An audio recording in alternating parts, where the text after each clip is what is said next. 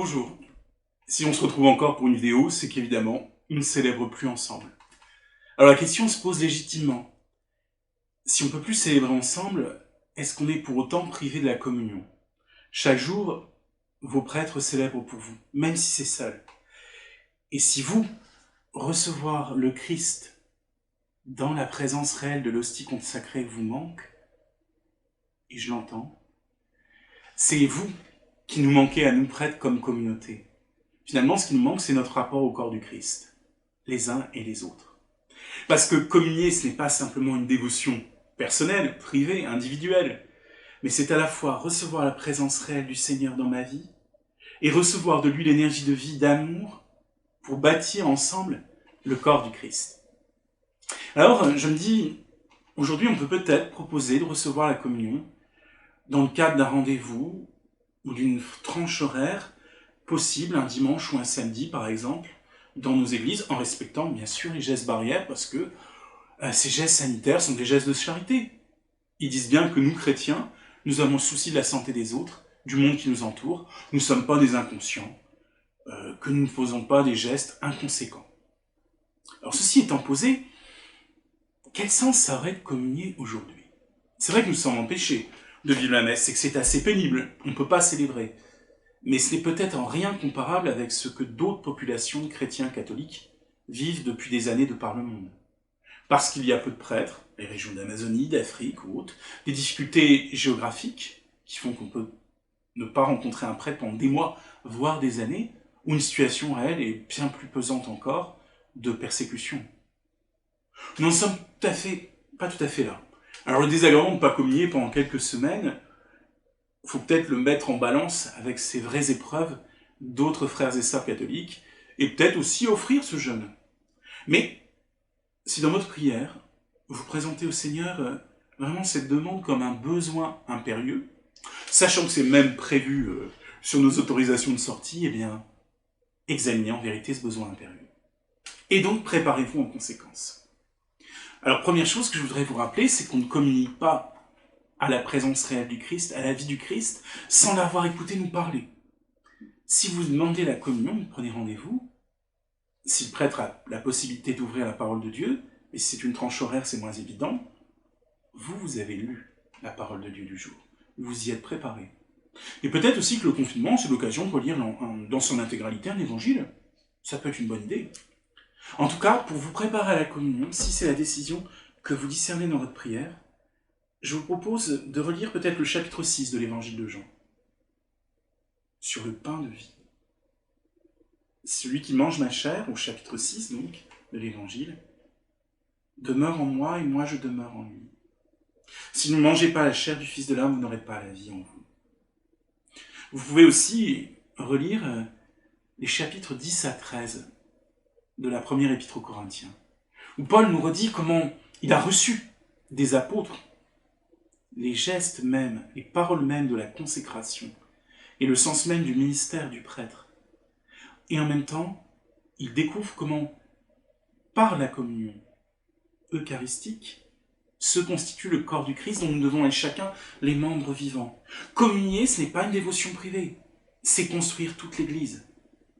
C'est le chapitre 12 de l'Épître aux Corinthiens, la première qui le redit ça, et qui débouche sur l'hymne à la charité. S'il me manque l'amour, je ne suis rien. Donc communier, c'est un acte d'amour envers Dieu, un acte d'amour où je reçois son amour qui me dépasse, qui me déborde et qui donc doit déborder sur les autres, et ça doit devenir un acte de charité pour les autres.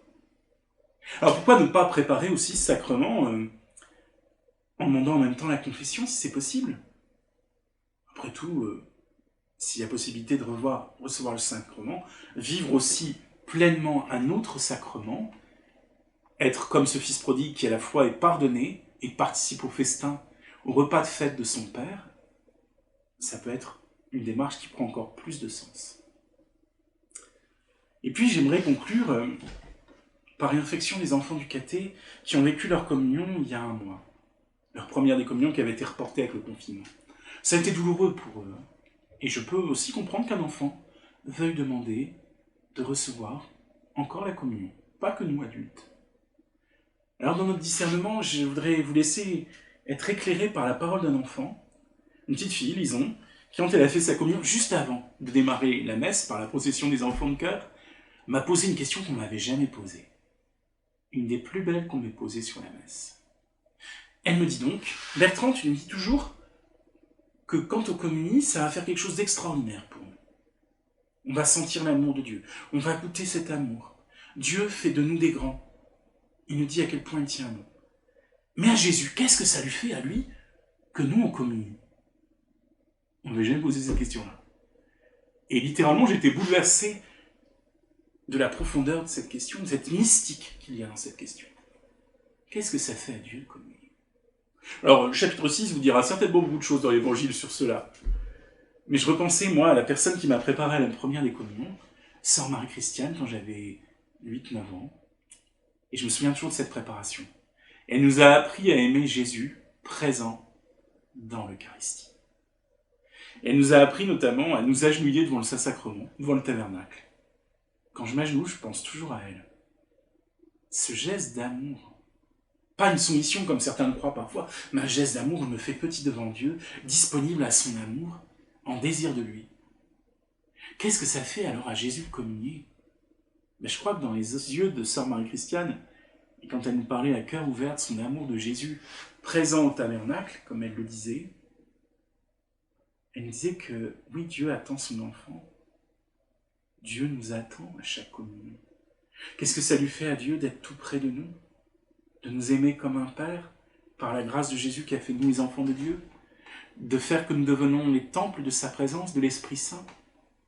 Qu'est-ce que ça fait au bon Dieu? Je crois que ça fait la joie de Dieu de communier. Parce que le Christ que nous recevons, puisqu'il devient ce que nous sommes, devenez ce que vous recevez, on chante parfois. Et c'est inspiré des pères de l'Église, de saint Augustin notamment, ces mots.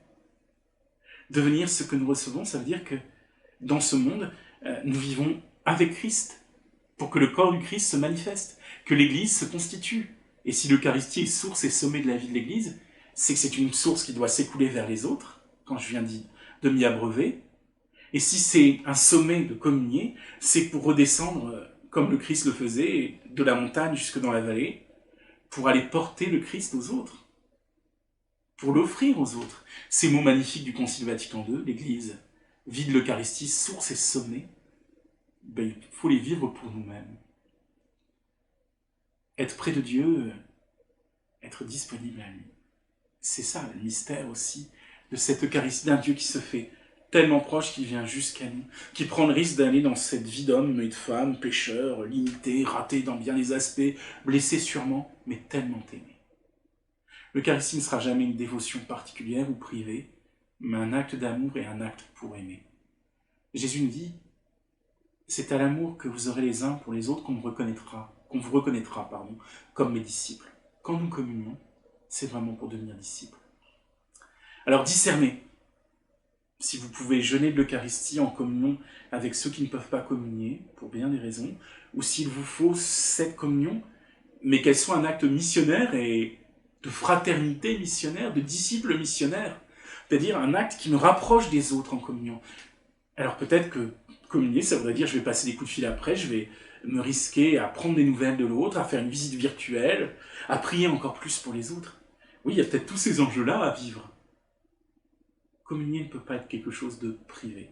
Aujourd'hui, les catholiques ne doivent pas penser qu'ils sont privés, et en termes de privation légale, ou législative, ou administrative, ou sanitaire, mais ils doivent se dire, dans les tribulations du temps, j'aime ce très vieux mot, quel est le chemin que nous avons pour aller vers le Christ et vers nos frères? C'est le pain de la marche, l'hostie consacrée. C'est cet agneau de Dieu qui s'offre et se donne à nous. Alors, quand vous communierez, ouvrez la parole de Dieu. Récitez en vos cœurs cet agneau de Dieu, cette douceur, ce sacrifice offert, cette vie donnée, mort et ressuscité pour nous, pour que nous ayons la vie. Venez goûter cela, si c'est votre désir, et si c'est ainsi que l'Esprit vous y invite. Demandez-lui son conseil, il est esprit de conseil. Alors, à bientôt, et quel que soit le choix que vous poserez, l'Eucharistie tous les jours sera offerte pour chacun d'entre nous, pour que d'une manière invisible se construise l'Église de Jésus-Christ. À bientôt.